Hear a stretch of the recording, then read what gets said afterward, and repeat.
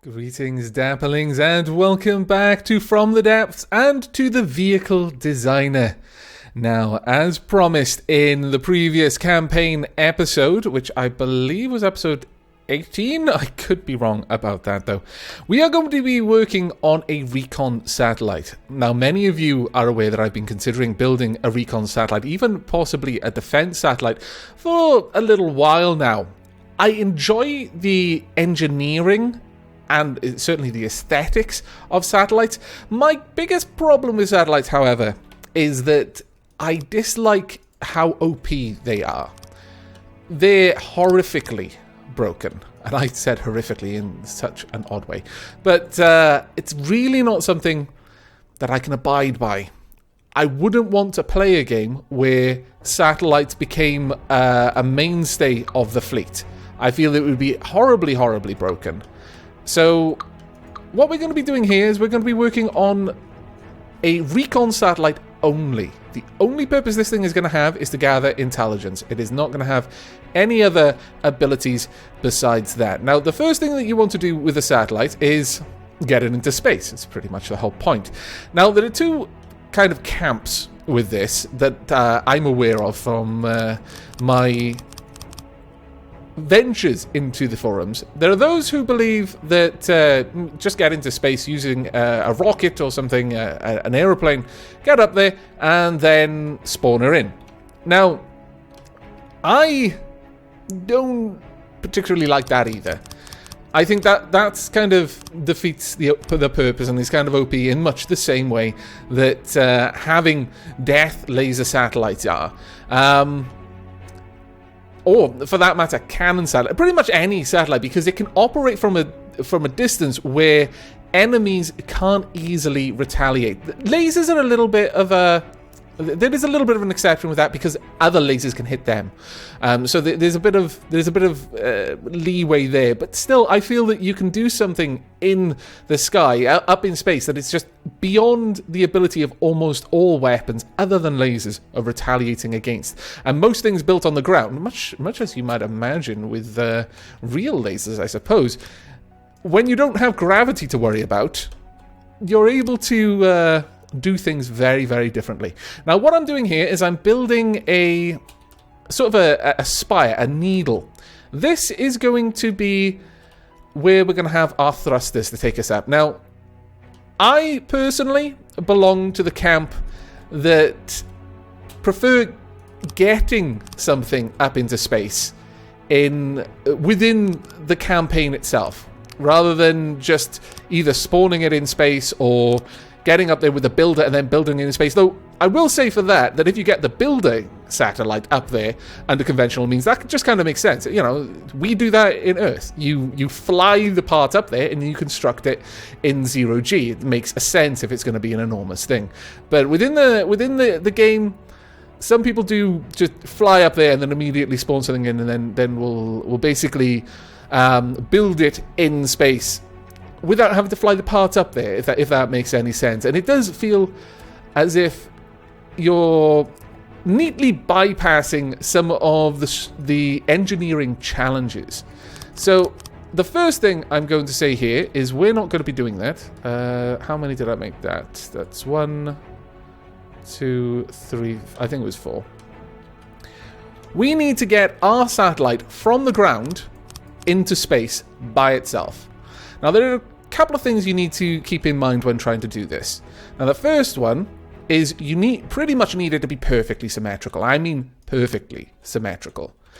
If it is not in any way, then there is a very, very good chance that it will simply tip once you get into space. So you do kind of want to avoid that. So what I'm doing here is I'm creating a framework to balance the structure once we actually get once we actually start to climb. So what we're going to have is a bunch of jet stabilizers, and these are going to be integral, absolutely 100% necessary to keep things balanced, because there will be a little wobble here and there. The odds of me being able to perfectly balance the satellite's construction are fairly slim, but as long as it's only a couple of points, some fractions of a weight unit off, then the jet stabilizers should be able to take care of that for me. Now, this is where we're going to have the central pillar of our thrusters. And in one of the latest patches, huge ion thrusters were added. Now, the normal ion thrusters are only one tile. The huge ones are 3x3. You can notice that there's a much larger health difference. Uses a lot more power. It uses 9 times as much power and produces, 9 times as much force. So there's really not that much difference, other than the fact that it's huge. There we go. It looks cool, basically. That's all it is. Right, we want to count 8 squares down. 1, 2, 3, 4, 5, 6, 7, 8. So we want this about there. I'll just place that there very temporarily so that I can position this. Now, you may be wondering why I'm making this sort of spindle out of metal and lead at the bottom instead of a lightweight metal alloy.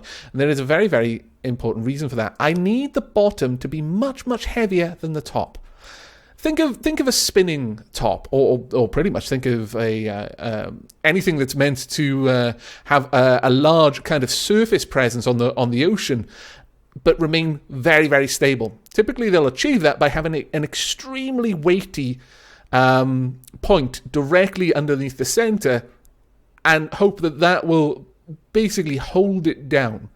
So the bottom will always point straight downwards. That's exactly what we're trying to do here. We're trying to make sure that this central sort of chamber is always pointing straight down. Now, let me just recount this. 1, 2, 3, 4, 5, 6, 7, 8. Perfect.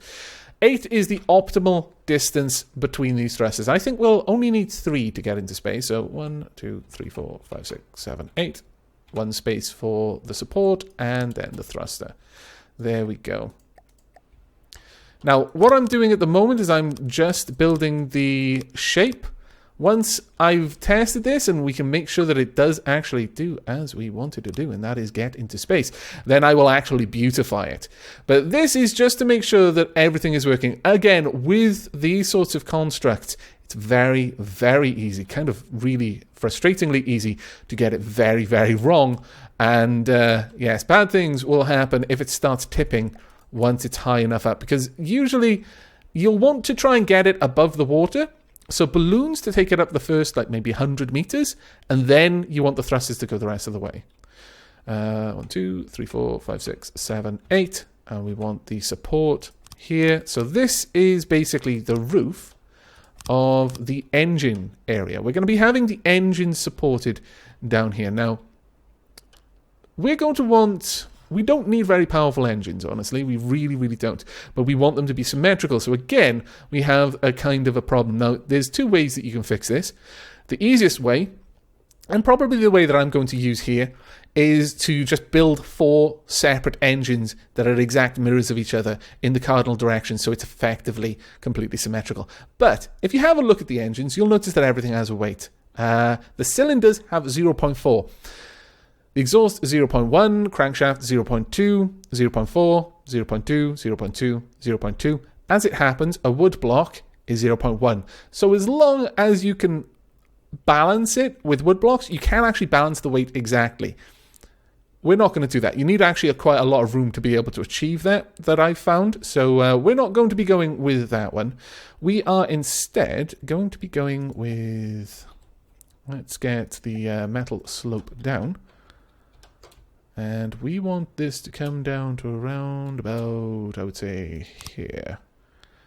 And then, actually, let's build this out on this side first, and then we'll worry about the inside. It almost looks like a bell. Thinking about it. Maybe I could do something. It actually really does look like a bell. If that lead was coloured gold, it would really, really look like a bell. That's kind of funny because it really wasn't my intention. Okay, so we've got this little area built down here that we can now build our... We'll go for... You know what? Let's just make the floor metal. There's really no reason to have wood blocks in here at all. They're only helping to reduce weight. We'll expand this out. We're going to want some corridors... Going out something like this. There we go. we don't actually need to do too much with regards to the actual engines. They can be very bog standard engines. We're not actually going to need that much power, as I've mentioned. So we may well just skip making powerful engines and just get something. So let's actually see what we can do. I'll actually build the engine here now. We'll start it right in the middle. And we'll have cylinder, what was it? Cylinder, carburetor, cylinder, cylinder on the end.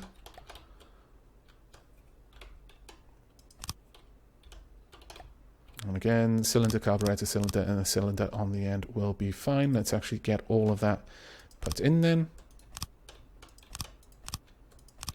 There we go.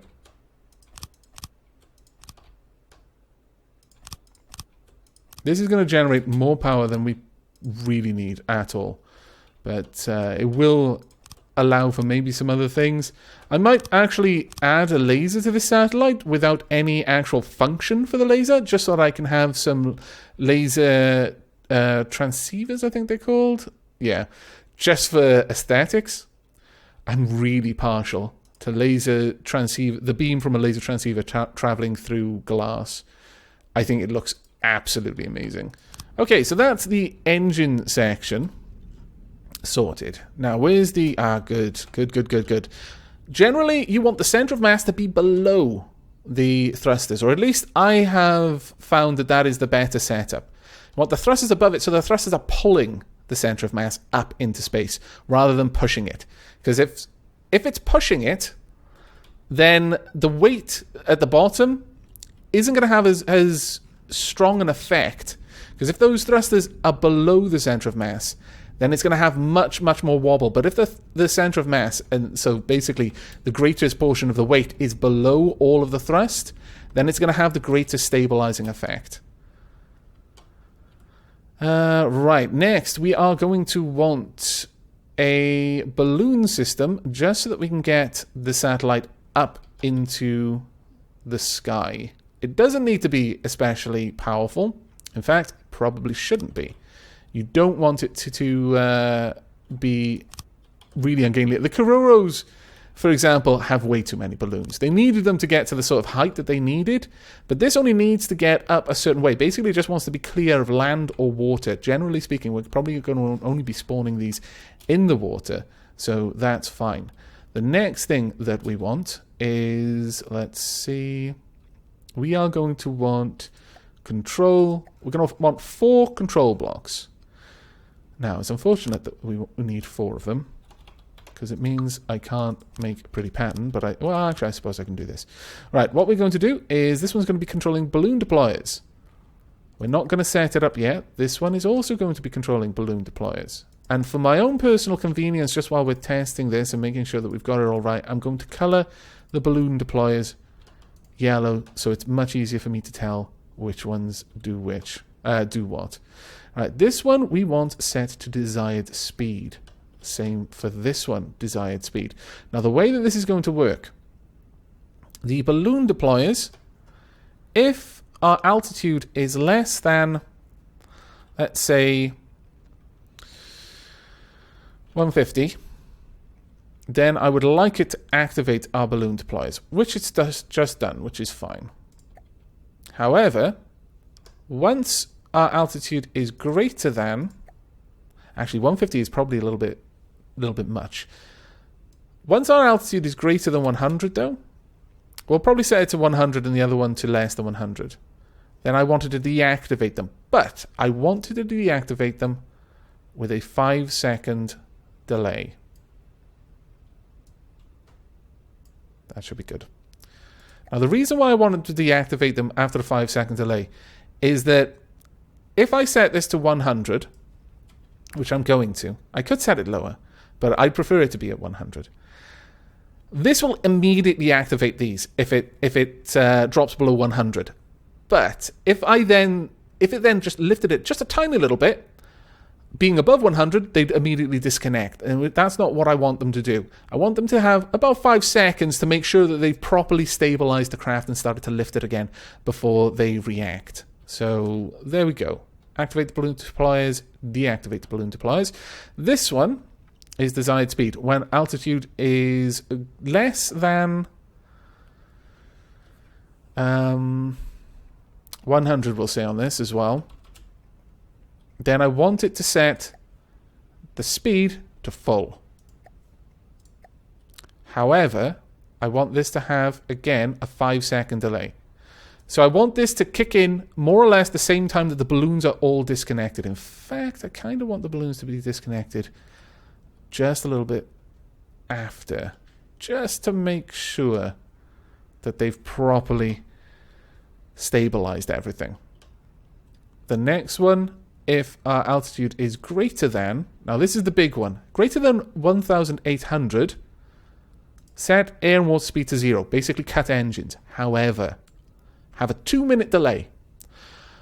We can't control this any more than 1,800, but cannons can reach 2,000.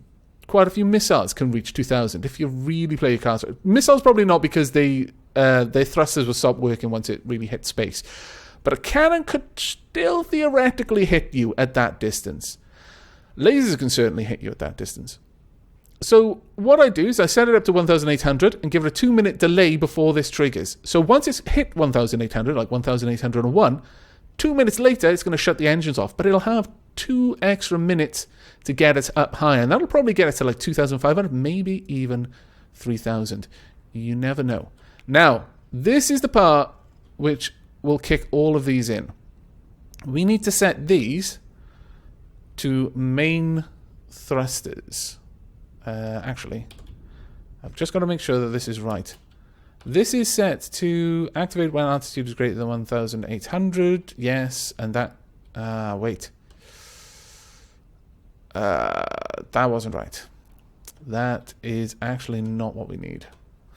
Basically, what I want this to do is I don't want this to activate unless it's high up. So what I can do for this one is one more of these with no color. Just make sure it is no color. There we go. I can have one of these override it completely. It is going to look awkward though, which is a shame, but we're going to put this in there. So set desired speed. If the altitude is less than, with a 0 delay, less than say 100, then set the speed to 0. Don't allow these to activate. They'll pulse very, very, for a fraction of a second every 5 seconds, because it'll check, oh, we're below the required altitude, let's ramp up our thrusters.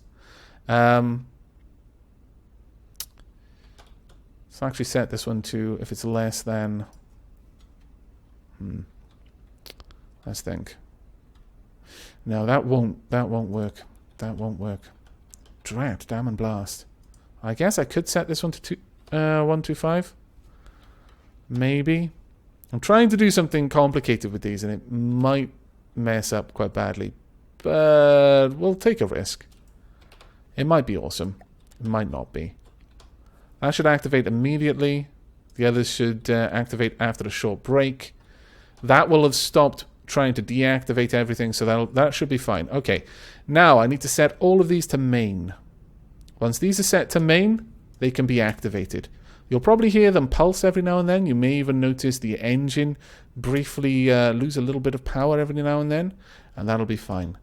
All right, that's all set up. We seem to be good. For the time being, I could put my seat somewhere. I really should put my seat somewhere, just so that we can see if this works. Sure. We'll just build a very temporary seat over here. Again, you need to make it balanced, even for something like a seat. And we'll place a chair right there. Okay, we should be okay. Let's get to the tiny starter raft. Let's attach ourselves to this. Okay. It's got a very slow climb because it is quite a weighty thing. In fact, it's probably sufficiently weighty that I am actually going to need more balloons than this. It's a little bit annoying, but okay. And the engine just kicked in. Okay, the balloons have been disconnected. all looking okay.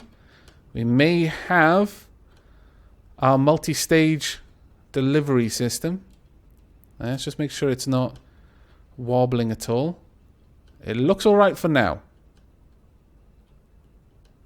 If this can get us up into space, then... oh, no. Is it wobbling? No, maybe not. If this can get us up there, then I will go ahead and I'll actually add radar dishes, and I'll probably shape and beautify this, and we'll see what we end up with. But first, we've got to get there. We're kind of entering a bit of a danger zone. Usually, if my satellites decide that they want to pitch over, it's around about the 500 meter mark. Once you cross about the 1,000 meter, it usually isn't going to happen. And we've got a good bit of speed from those 3 thrusters there. A very, very good bit of speed. We could actually get up to 3,000 perhaps with this. And the nice thing is we can build this pretty much anywhere. Generally, you'd want to build it in the water and then just let the balloons carry it out of the water first. And once it's done that, the engines will kick in and we'll take it the rest of the way. As long as it's stable when the engines kick in, generally it'll be all right. Now, the thing with this satellite, it has no means to really move around.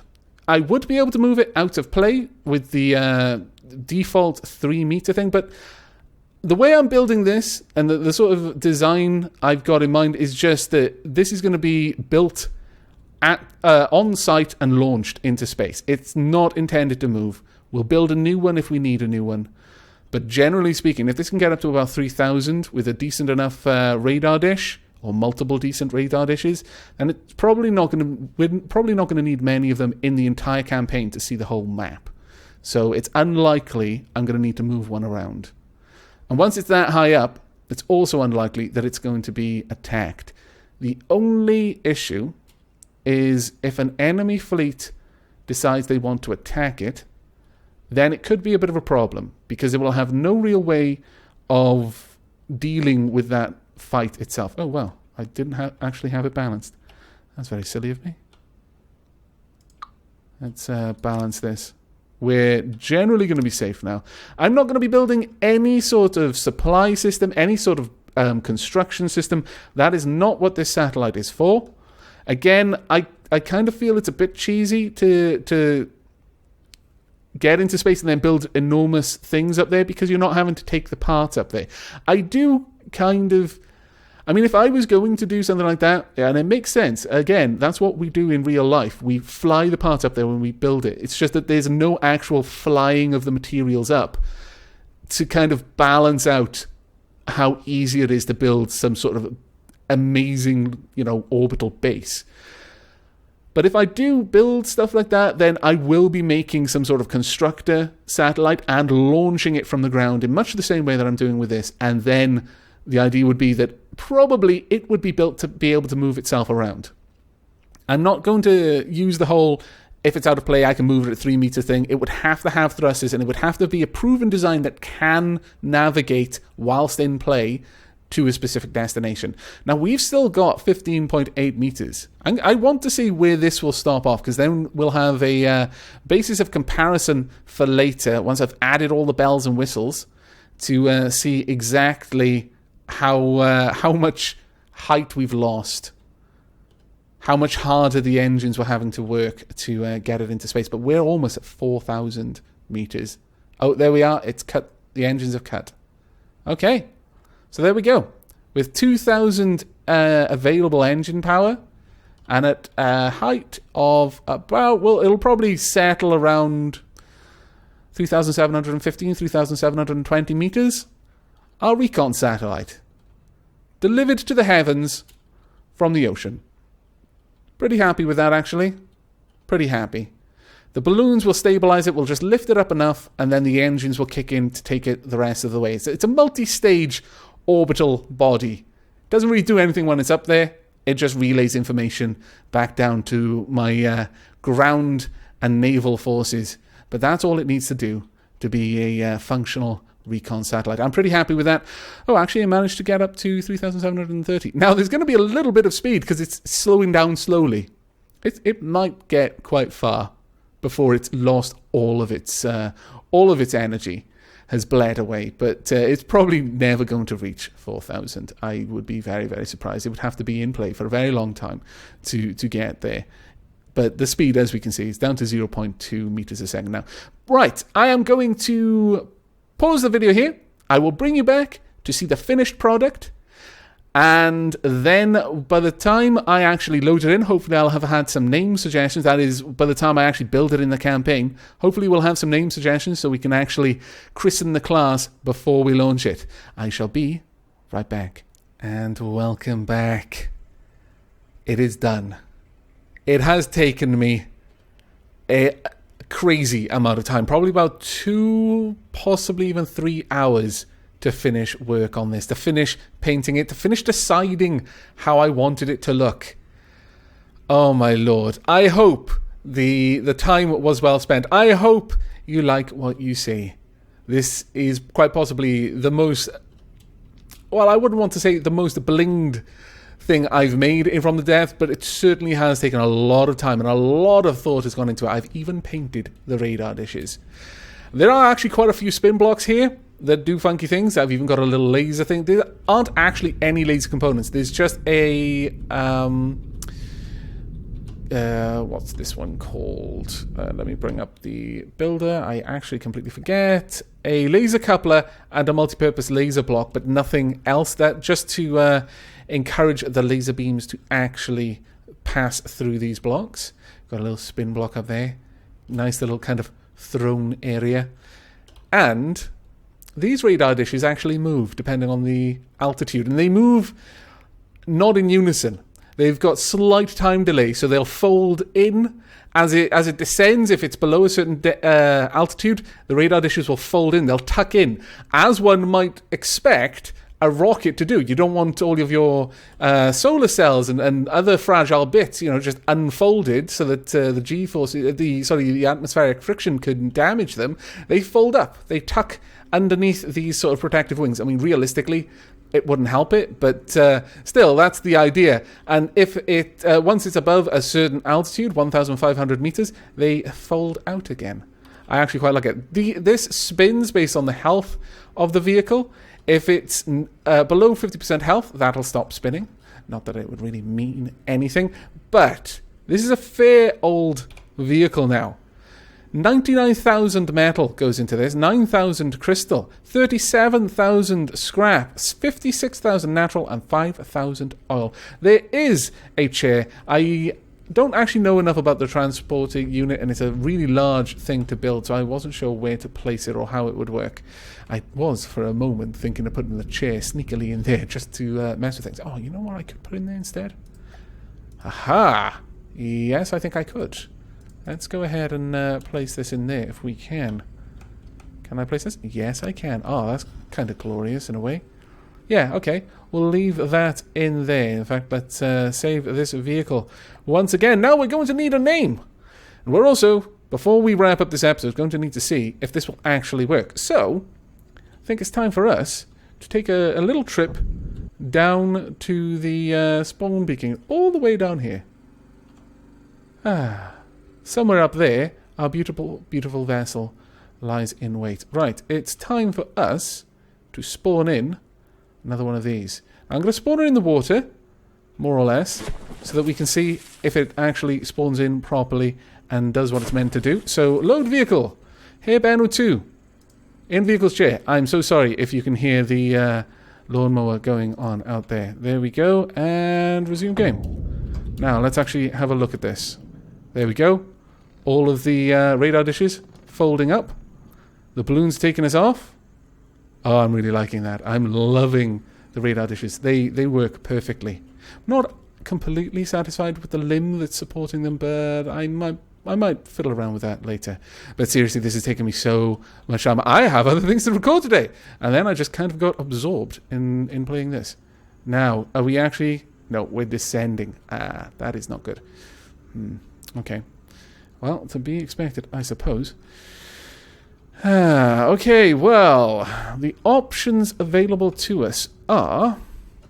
Let's go ahead and grab some small ion engines. Ion thrusters, rather. We want to lock this position. We also want to place down the mirror line. Now, we're going to want these to be probably colored. I wish I could place them slightly differently, but alas, I do not believe I'm going to be able to. In fact, let's place them as red. Now, these ones are not going to work as well as the others, simply because there's going to be stuff in the way. But hopefully, this is going to be enough to get us up the top. Yeah, we're slowly climbing now. That's much, much better. I could go ahead and I could place more. There's some locations up here, for example, that I could happily have a ring of iron thrusters right at the top that would be able to provide additional thrust. But I don't think we need it. I think slow and steady will be fine. Let's zoom all the way out, because at the end of the day, we can just allow that to get up there. Now, what I would like to see... it's going to take us a long time to get up to the sort of altitude that we want, though. That is going to be a bit of a pain. Well, again, slow and steady wins the race in many regards. And, in fact, actually having a lot of power kind of throws things out. Sometimes, if you actually cut the power back just a little bit, it can stabilize itself. Effectively, the... jet stabilizers can have a hard time coping if there's an awful lot of thrust coming from the thrusters, but if you actually scale it down just enough so that it is climbing but not very fast, the jet stabilizers can sometimes recover. What I'm going to do is just to speed this up, just so that we can test whether this works all right or not. Let's bring it... Oh, it hasn't actually seen how high up you go. Well, that's rather unfortunate. Okay. Well, I'm going to add a couple more thrusters, and I'm going to pause the video so you don't have to watch that, and I will bring you back when we're high in the sky. Okay, we've got a little bit of extra speed now. I've basically tucked in a couple of more ion thrusters just in there, just to give us that extra little bit of push. I could probably fit in a third if I really want to do. I don't actually want to, though. We are very nearly at the point where these petals should unfold. And we'll see how that goes. Now, I did kind of base this on a little bit of inspiration I had from a movie that an old movie that I saw fairly recently. Oh, that is glorious. I really like that. It wobbles a little bit as these are repositioning, and then it stabilizes. But there was this old kind of vampire film, but it was space vampires, and they had this ship that kind of unfurled the front of the ship, and it kind of looked like a flower blossoming, but the petals were pointing downwards rather than up. And that's kind of what I was going for with this. And I'm actually really, really pleased with that. Okay, well, I will just tidy up the little bits in there just to make it look a little bit nicer. In fact, you know what? You're here with me right now. I may as well just do this very quickly. It won't take me long. And then we can call this complete. Let's rotate that down. You know what, let's rotate that there. That is very nice. Very nice and spiky. Must manage with spikes after all. Hardly dwarven if it doesn't. There we go. I should have activated the mirror line. Oh well, what can you do? But there we are. Our new satellite is complete. An expensive thing, but it gets very, very high up into the upper atmospheres. I wouldn't say it's really left orbit. Otherwise, cutting the engines wouldn't slow it down. But space act weirdly in from the depths. Let's leave it at that. But if you would like to leave some name suggestions in the comments, ideally something that has something to do with seeing things. So any sort of mythological creature that was well known for having many eyes or for being able to see very far. I've already used Heimdall in the previous season, so we're not going to go with Heimdall before anyone suggests it, but anything else is on the cards. We could go with just, fantasy stuff, but I'd prefer to go with actual mythology rather than things like beholders and that sort of thing. But that has got to be the end of this episode. It already has drawn on quite a lot longer than expected. I'll see if I can cut it down a little bit in editing. I really hope that you like the look of this design. I have put an awful lot of work into this, probably more work into this than I've put into any other vehicle, despite the fact that it's basically just a Recon satellite. I would be very appreciative of any feedback you have for me in the comments below, or any show of support for this kind of thing. Do you like actually seeing me spend this much time on these sorts of things, or is it time wasted? Let me know in the comments, and I shall see you in the next episode. But until then, and as always, do take care.